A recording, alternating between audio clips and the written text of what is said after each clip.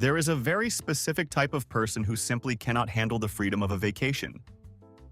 When you take away their spreadsheets, their job titles, and their daily commute, they experience a profound psychological void.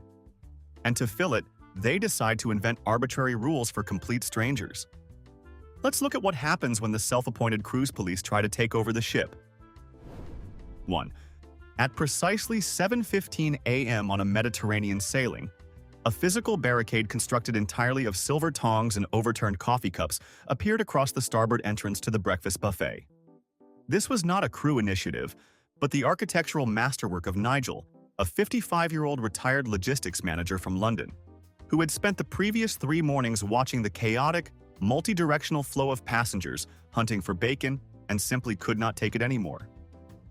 From a psychological standpoint, highly structured individuals often experience profound spatial anxiety in environments lacking clear physical boundaries, like an open-concept ship buffet. And their coping mechanism is to aggressively invent those boundaries themselves. Nigel did not see a breakfast station. He saw a failing municipal traffic grid. Wearing a high-visibility yellow cycling jacket, which he had specifically brought on vacation just in case he needed to manage a crisis, Nigel stood at the carving station and began physically directing human traffic. When a German family attempted to cross from the pastry section directly to the fruit island, Nigel stepped forward, raised a rigid palm, and blew a sharp, staccato burst of air through his teeth.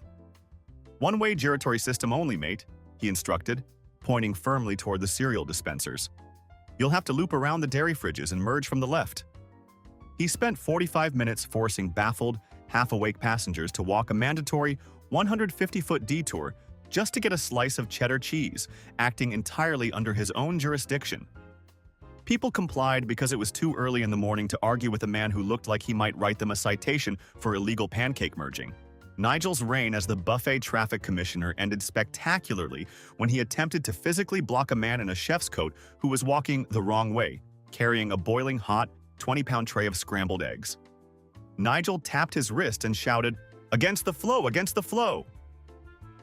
Only for the ship's executive chef to continue walking forward like a silent, unstoppable freight train, forcing Nigel to scramble desperately backward, lose his footing, and topple wildly into a massive tiered display of decorative pineapples, utterly destroying his own border wall of tongs in the process. 2. The shrill, piercing shriek of a referee's whistle echoed across the upper sports deck at 6:30 a.m., instantly shattering the peaceful sound of the morning surf. The source of the noise was Helen, a 61-year-old retired gym teacher from Illinois, who had taken profound offense to the casual way passengers were utilizing the painted jogging track. In the controlled environment of a cruise ship, routine-oriented individuals often suffer a crisis of purpose when their daily responsibilities are removed, leading them to invent a job just to feel useful. Helen appointed herself the sole traffic enforcement officer of Deck 12. Standing rigidly at the sharpest curve of the track in a full matching velour tracksuit, she began aggressively policing the white dividing line between the walking and jogging lanes. When a young couple holding hands drifted slightly over the paint, Helen blasted her neon orange whistle directly in their faces and issued a stern verbal warning about reckless lane abandonment. She reprimanded a man in his 70s for walking dangerously under the minimum speed limit, and attempted to physically herd a group of women in matching bachelorette trip pajamas off the track entirely because they lacked proper athletic footwear. The sheer absurdity of a passenger issuing citations on a vacation vessel did not stop her. She even created a makeshift penalty box using 2 deck chairs, demanding violators sit for 2 minutes to think about their spatial awareness. Her reign of athletic terror ended abruptly when she blew her whistle and stepped directly into the path of 5 heavily muscled men jogging in perfect unison. She held up her hand like a crossing guard, ready to scold them for running side by side. The men did not slow down. They were the ship's actual off-duty nautical firefighting team doing their morning cardio. They simply split into 2 columns, jogging flawlessly past her on both sides, and as they ran by, the team leader casually plucked the whistle straight out of Helen's mouth without breaking his stride, leaving her standing on the rubberized track with her lips puckered, blowing a silent, furious puff of air at the ocean. 3. By 10 a.m. on the first sea day, A highly unusual mountain of personal belongings had formed next to the used towel bin on deck 14. 6 paperbacks, 4 pairs of expensive sunglasses, a dozen flip-flops, 2 tubes of half-used sunscreen, and a very confused adult-sized inflatable flamingo. This was not a lost and found station. It was a municipal impound lot created by the Millers, an Australian couple in their late 60s who had decided the cruise line was too soft on the issue of unattended pool loungers. The behavioral economics of a cruise ship dictate that when a free resource like a deck chair is perceived as scarce, otherwise rational adults will regress to a tribal state of territorial warfare. The Millers just brought bureaucracy to the battlefield. They arrived at 7 a.m., equipped with a waterproof stopwatch and a pad of neon yellow sticky notes. Whenever they spotted a lounger with a towel and a book, but no human occupant, mister, Miller would slap a yellow sticky note on the chair frame bearing a timestamp. They had arbitrarily decided that the legal grace period for a bathroom break was exactly 12 minutes. At minute 13, Mrs. Miller would swoop in, scoop up everything from smartphones to reading glasses, and march the seized contraband straight to the dirty towel bin, muttering about squatters' rights and maritime justice. They were operating with the grim, joyless efficiency of tow truck drivers on a holiday weekend, clearing out an entire row of premium poolside seating, just to prove a point to no one in particular. Their private repossession business collapsed exactly at 1:15 p.m., when the Millers themselves decided to walk over to the buffet to grab a quick soft-serve ice cream. They left their own towels, books, and sandals on their chairs to hold their spots. Because there was a slight line for vanilla, they were gone for exactly 14 minutes. When the Millers returned, they stopped dead in their tracks. Their loungers were completely bare. Sitting perfectly centered on the empty mesh of each chair was a single neon yellow sticky note. A guy in his 30s, who had been quietly drinking a bucket of beers 2 chairs down and watching their entire operation all morning, had figured out the exact rules of their game. He had efficiently impounded both of their e-readers, their imported sunscreen, and Mrs. Miller's orthopedic sandals directly into the soiled towel bin, strictly enforcing their 12-minute statute before happily opening another beer. 4.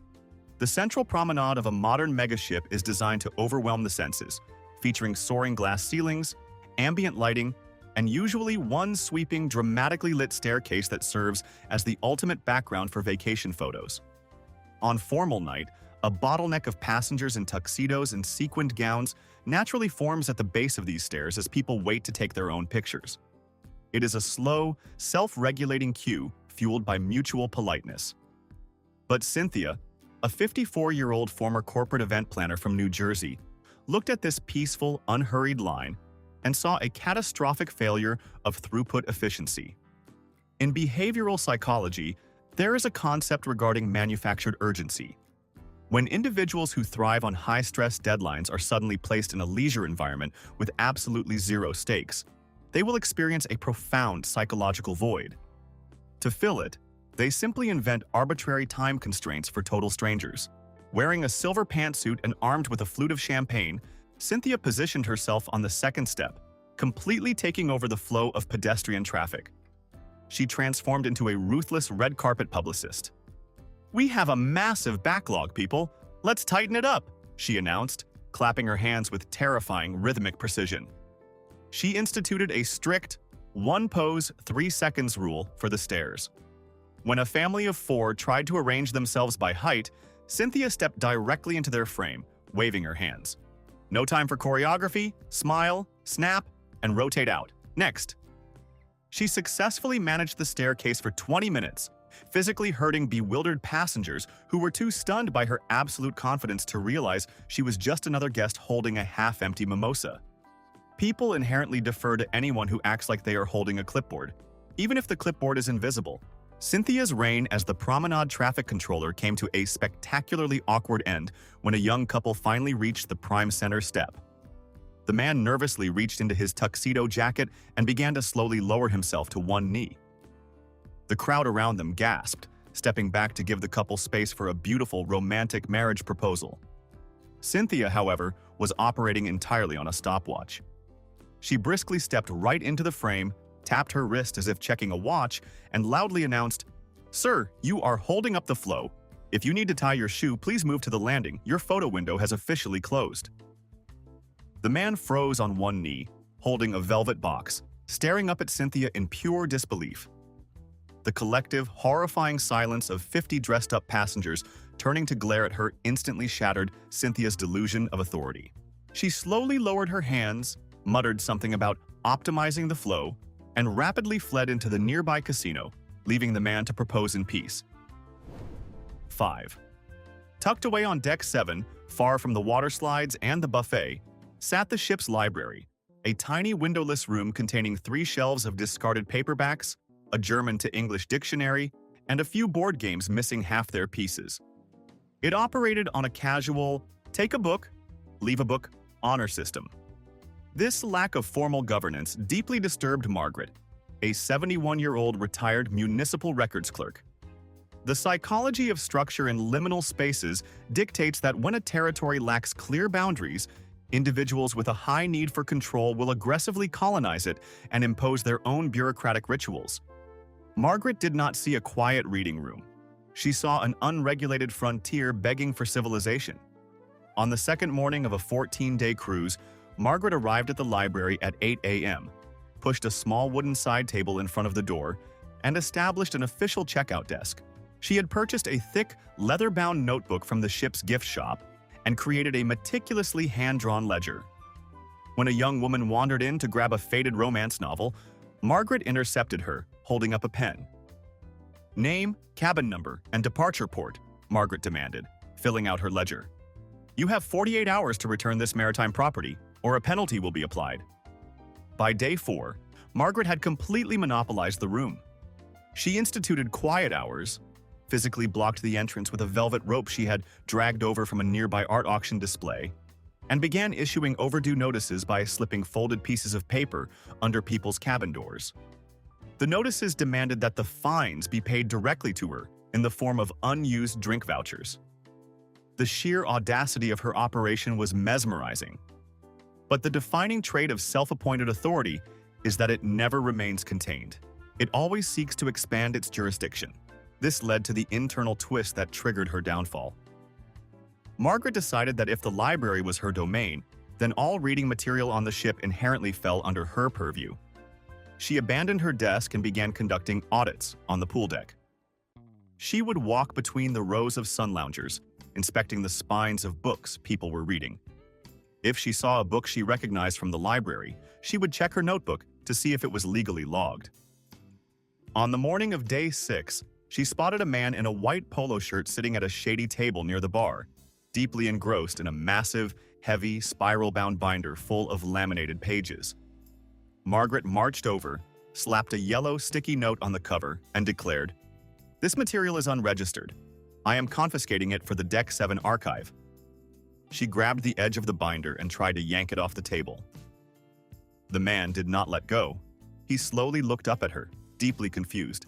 He was the ship's actual chief safety officer, and the book she was trying to steal was the official Maritime Coast Guard compliance log for the vessel's propulsion systems. Margaret, entirely consumed by her own fiction, doubled down, threatening to report him to security for resisting a library audit. The safety officer stared at her in absolute deadpan silence, picked up his radio, and gently requested the actual security team to escort the head librarian back to her cabin. The velvet rope was dismantled, the ledger was thrown in the recycling bin, and Margaret was officially banned from Deck 7 for the remainder of the voyage. 6. The casino on a modern cruise ship is a fascinating environment for behavioral observation, mostly because it runs entirely on the psychological illusion that random chance can be managed by sheer willpower. Marcus, a 35-year-old tech consultant who spoke almost exclusively in aggressive startup buzzwords, believed he had successfully reverse-engineered the ship's slot machine algorithm by day 3. He was, of course, absolutely wrong, but in the confined ecosystem of a cruise ship, confidence is a terrifying substitute for accuracy. Marcus decided it was his moral obligation to manage the gambling habits of his fellow passengers, establishing a command center near a bank of brightly lit progressive slots and treating the neon-carpeted floor like a volatile stock exchange. When average vacationers approached the machines with a $20 bill, Marcus would physically step into their path, raising a flat, authoritative palm. "I wouldn't deploy capital there, guys," he would announce, adjusting his designer glasses. "The random number generator has reached its variance threshold. That specific bank is effectively frozen. It's a dead asset."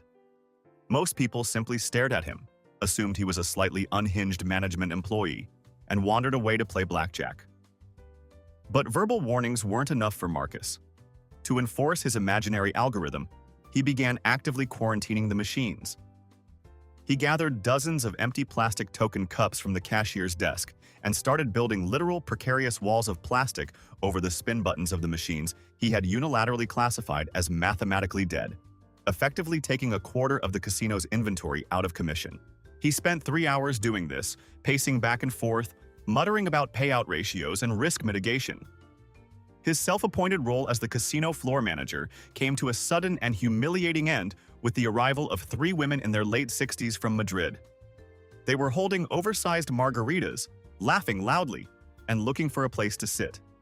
Marcus immediately intercepted them, pointing to his plastic cup barricades, and launched into a highly technical monologue about algorithmic probability.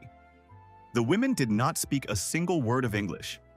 The leader of the group smiled warmly, gently patted Marcus on the cheek as if he were a very confused, very tall toddler, and completely ignored his warnings. She sat down at the exact machine he had just declared effectively frozen, casually swept his architectural masterpiece of plastic cups onto the floor with the back of her hand, and fed a crisp $100 bill into the slot. Marcus scoffed, crossing his arms and leaning against a pillar to watch her fail. The woman pressed the button exactly once. 2 seconds later, the machine locked up. The screen flashed a brilliant gold, and an agonizingly loud cascade of sirens and bells echoed across the room. She had hit a grand jackpot of $4,200 on her first try. Marcus stood absolutely paralyzed, his jaw slightly open, as the women cheered and high-fived the casino host, his entire proprietary belief system utterly shattered by a Spanish grandmother who just liked the colors on the screen. 7. The narrow steel stairwell leading down to the tender boats on Deck 2 was a chaotic, humid bottleneck of passengers, desperate to get to the port of Santorini. It is exactly this kind of unstructured, high-stress transit environment that triggers the dormant crossing guard instinct in men like Dave. Dave was a man who owned multiple pairs of zip-off cargo pants and believed heavily in the concept of single-file lines. Deciding the ship's actual crew was processing the tender tickets with insufficient rigor, Dave positioned himself at the very bottom of the stairs, 3 feet before the official scanning podium. He began verbally auditing the excursion choices of total strangers, pointing with a tightly rolled cruise itinerary. "Catamaran tour? Hope you took a pill. The swell is 2 meters today. Move to the left," he announced, physically blocking the path with his arm. He was effectively creating a secondary, entirely useless checkpoint that slowed the boarding line down by 20%. His delusion of maritime authority peaked when a man in a grease-stained white jumpsuit carrying a heavy metal toolbox tried to squeeze past him toward the open hatch of the small boat. Dave grabbed the man by the shoulder, loudly demanding to see his group number and informing him that walk-ons are strictly prohibited under the new boarding protocols. The man stopped, slowly removed Dave's hand from his shoulder, and stared at him with deeply exhausted eyes. He didn't produce a ticket or argue. Instead, he stepped down into the small vessel, sat in the captain's chair, and picked up the public address microphone. Looking Dave dead in the eye, the captain announced to the entire crowded pier, "Ladies and gentlemen, please direct all your boarding questions to our new volunteer assistant, Dave, who will now be manually inspecting all 600 of your tickets while I go get a coffee." The captain then literally stepped back off his own boat, handed a completely stunned Dave a greasy clipboard, and walked away toward the crew mess, leaving the self-appointed inspector completely alone to face a mob of 600 heavily caffeinated, sunburnt passengers who suddenly expected him to do the actual job he pretended to have. 8. The spectacular multi-tier theater on a cruise ship operates on a very simple democratic principle. First come, first served. Unless there is a reserved sign placed by the actual crew, any empty velvet seat is completely up for grabs. This egalitarian system deeply offended Susan, a 56-year-old regional sales director from Ohio. who had just achieved the second lowest loyalty tier in the cruise line's frequent sailor program.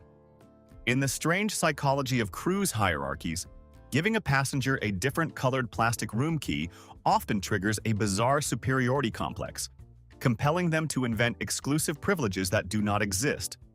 Susan decided that her newly minted silver status granted her absolute jurisdiction over the first 4 rows of the Stardust Theater. Arriving a full hour before the evening Broadway-style musical, she deployed a tactical barricade of 4 brightly colored floral pashmina scarves, tying them across the armrests to physically quarantine 24 prime seats. She then stood at the edge of the aisle with her arms crossed, functioning as a freelance velvet rope bouncer. When a group of friends holding buckets of popcorn attempted to sit in row 3, Susan stepped directly into their path, held up her silver room card, and sternly informed them that the lower orchestra was a loyalty-only restricted zone. She demanded to see their C-passes, and upon noticing they were first-time cruisers, pointed them toward the balcony with a deeply condescending smile. Over the next 40 minutes, Susan successfully turned away 24 bewildered passengers, confidently citing a completely fabricated maritime seating ordinance. People inherently avoid conflict on vacation, so they simply apologized and retreated. Susan's self-appointed reign as the theater gatekeeper came to a highly public end 10 minutes before showtime. A casually dressed man in his 30s wearing a faded t-shirt and carrying a bottled water walked straight past her, stepped over the floral scarf, and sat perfectly dead center in row 1. Susan marched down the aisle, tapped him firmly on the shoulder, and delivered her rehearsed lecture about premium status seating, ordering him to vacate the premises immediately. The man looked up slightly confused and politely asked if she was part of the stage management team. Susan proudly declared that she was a loyalty member, enforcing the rules. The man nodded slowly, stood up, walked up the small staircase onto the stage, and picked up a live microphone. He was the ship's headline comedian, doing a final sound check before the house lights went down.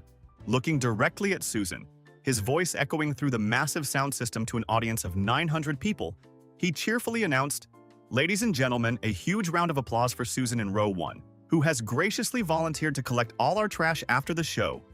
The crowd erupted in laughter, a stagehand quietly untied her pashminas, and Susan spent the entire 45-minute performance sinking so low into her velvet seat she practically merged with the upholstery. 9. The mystery of why the headline illusionist had to perform his grand finale, wearing completely damp, violently wrinkled velvet trousers, was solved only by tracing the actions of Patricia, a 58-year-old retired bank manager. The self-service laundromat on Deck 6 is a notoriously brutal environment, but Patricia had decided to escalate it into a fully militarized zone. Operating under her own rigidly invented bylaws, she concluded that the unspoken 3-minute grace period for transferring clothes from washer to dryer was a sign of societal collapse. She transformed herself into the ruthless warden of the laundry room, standing in the center of the damp, detergent-scented space with a fistful of heavy-duty garbage bags. She stared unblinking at the glowing red numbers on the machines, counting down the seconds. If a passenger was even 10 seconds late to retrieve their load, Patricia swooped in with terrifying, mechanical precision, scooped their wet clothes into a sack, and tossed it onto the folding table with a pre-written sticky note citing maritime efficiency protocols. Her blind dedication to rapid throughput eventually triggered her own downfall. Spotting a machine that had just clicked to 0, Patricia bagged a load of heavy black fabric, throwing the sack onto a nearby chair to clear the drum for her own floral sundresses. She had successfully impounded the entire customized wardrobe of the ship's contracted magician, who had stepped away for exactly 4 minutes to grab a coffee. When he returned and found his expensive stage gear shoved into a trash bag, he didn't yell or complain to guest services. He simply waited for Patricia to leave her sundresses unattended in the dryer. When Patricia finally returned to collect her warm, dry laundry, she opened the door, grabbed the hem of her favorite yellow dress, and gave it a pull. Out came the dress, tightly knotted to a blue dress, which was knotted to a pink blouse, which was knotted to a white cardigan. The magician had used his professional sleight of hand to seamlessly tie her entire vacation wardrobe end to end, using an impossible locking stage knot. Patricia spent the next 3 hours sitting furiously on the folding table, trying to untangle a 40-foot continuous fabric chain of her own clothing, while the rest of the passengers happily used the machines in peace. 10. The aft pool bar on a warm sea day is a bustling, high-volume ecosystem where thousands of tropical drinks are blended, poured, and consumed in a state of blissful chaos. It is also the perfect laboratory to observe the deeply flawed behavioral economics of the modern cruise passenger. The cruise lines offer an unlimited premium beverage package, a flat-rate deal that allows guests to order drinks without swiping a card for individual charges. The only actual rule is that you cannot use your unlimited package to order drinks and hand them to someone who didn't pay for the package. This is a corporate revenue policy, monitored quietly by the bartenders. But to Gary, a 49-year-old tax auditor from Illinois who had chosen not to buy the package, this was a matter of profound moral urgency. Have you ever noticed how the sheer agony of missing out on a deal can transform a perfectly average tourist into a paranoid undercover detective? Driven by the perceived injustice of paying $14 for his own piña coladas while others drank freely, Gary appointed himself the official fraud investigator of the Lido deck. He established a command post at a high-top table near the bar, pulled a small spiral notebook from his cargo shorts, and began tracking the liquid assets of total strangers. He would observe a passenger ordering a drink, intensely monitor the final destination of the glass, and write down physical descriptions of anyone he suspected of unauthorized cocktail distribution. He spent 4 hours doing this, glaring over his polarized sunglasses, firmly convinced he was saving the cruise line hundreds of dollars in stolen rum. By 2 p.m., Gary's delusion of authority reached its boiling point. He spotted a man in a floral shirt walk up to the bar, order 2 frozen strawberry daiquiris, and carry them over to a sun lounger, where he handed one to his wife. To Gary, this was a smoking gun. He leaped out of his chair, marched directly over to the couple's lounger, and dramatically intercepted the transaction. Without a word of introduction, Gary reached out, firmly grabbed the damp plastic cup right out of the wife's hand, and declared, "Unauthorized package sharing. I am reporting this to the beverage manager."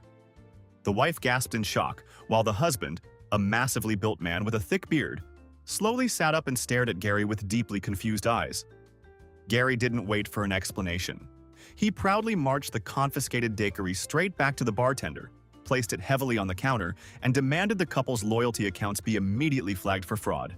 The bartender looked at the drink, looked past Gary to the very angry husband approaching the bar, and slowly tapped the cash register screen. "Sir," the bartender said with a perfectly flat, deadpan delivery, "that gentleman does not have the drink package. He just paid $28 a la carte for those 2 drinks. You just stole his wife's cocktail." Gary froze. The blood drained completely from his face as the behavioral psychology of his situation instantly flipped from righteous authority to petty larceny in broad daylight. He had essentially mugged a woman for her strawberry slushie in broad daylight, operating entirely on a hallucinated legal authority. The large husband arrived at the bar, crossed his heavily tattooed arms, and stared silently down at Gary. Panicking, Gary tried to slide the now-melting drink back across the counter, muttering a frantic apology about maritime protocol. The husband didn't accept the melted drink. Instead, he calmly requested a brand new one. The bartender gladly obliged, blending a fresh premium daiquiri with an extra shot of rum, sliding it to the wife, and handing the check directly to Gary. The self-appointed fraud investigator was forced to pull out his own sea pass, pay $18 out of his own pocket to replace the drink he had just stolen, and spend the rest of the afternoon hiding in the ship's air-conditioned library, forever retired from the beverage compliance business. Playing maritime police is a dangerous psychological game. It ultimately cost you $18 for a stolen daiquiri, your dignity in a crowded theater, or 3 hours trying to untangle a 40-foot chain of your own laundry. Which of these 3 self-appointed bosses got exactly what they deserved? Sound off in the comments. For an unfiltered, analytical look at how tourists actually behave, make sure to subscribe.